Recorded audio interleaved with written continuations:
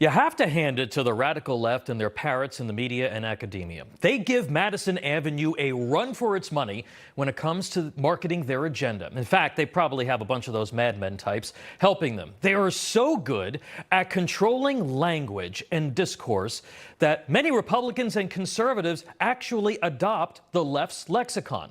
They do this even though these words and phrases are meant to sanitize, obscure, and altogether sucker people into believing that extremism is mere happy talk. This lack of discipline among Republicans has contributed to the utter failure of the right to win the biggest cultural and policy battles of the last 50 years. So here are just a few of the words and phrases no Republican, conservative, or pro-freedom American should use. The first one is progressive. We all want progress, right? Progressivism is a political philosophy that was brought to America from Europe in the early 1900s to help improve working and living conditions. It was not intended to create Democrats' cradle-to-grave welfare state, a sprawling, omnipotent administrative state, nor was it grounded in forcing extremist social policies. Democrats were very smart here to start using the term progressive rather than liberal because progressive could be more attractive to more people. Progressive today, however, is not moderate, it's not progress, it's leftist, it's radical, and should be alternatively described using those terms. The second one is gender-affirming care.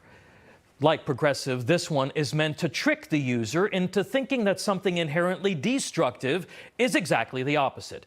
In order to create an industry around taking advantage of the mentally and emotionally ill, gender-affirming care was deployed to obfuscate what it really is: chemical and surgical castration, sterilization, and mutilation of one's God-given body to devastating and often irreversible effect. It's just another assault on the sanctity of the human person. In an effort not to offend anyone, this term has now become mainstream, even among Republicans. Folks, if you use it, you advance the narrative. The next one is asylum seeker and migrant. Now, these overused terms by the media and Democrats also prey upon their perceived ignorance of the public. Asylum is a legal term that pertains to individuals who formally request protection in the country because they are threatened. Asylum laws were not created to subvert immigration laws. Genuine asylum seekers represent only a very small percentage of immigrants crossing the U.S. borders. The laws were also not created to provide access to a country of choice for economic purposes or for those looking to take advantage of a welfare system.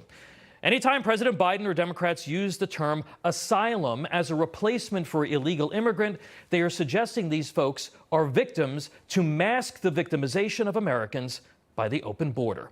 Additionally, illegal immigrants have also now been relabeled migrants. After all, they're just people moving around. What could be so wrong with that? Republicans have now started using migrant as well.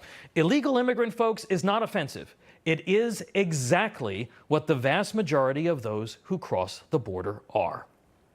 Next, social justice, equity, and inclusion. Lump all of those together because they're another set of catch-all terms for the left that are so broad and so nebulously defined, they mean everything and nothing all at once.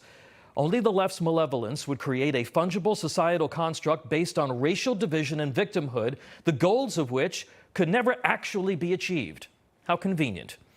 Equity is different than equality. Equality is about equality of opportunity.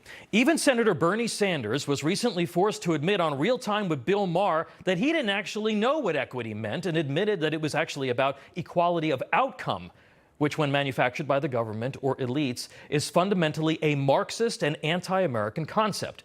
These terms can literally mean anything. The pot lobby, for instance, has claimed that legalizing weed is social justice, even though there's no evidence that injecting more drugs into communities of color has ever led to the empowerment of anyone. The terms equity and inclusion and social justice should be abrogated. And then one more, zero emissions. This is one of the biggest lies of the climate cultists of the American left. There is no such thing as zero emissions. Everything creates emissions, including your Prius or your Tesla.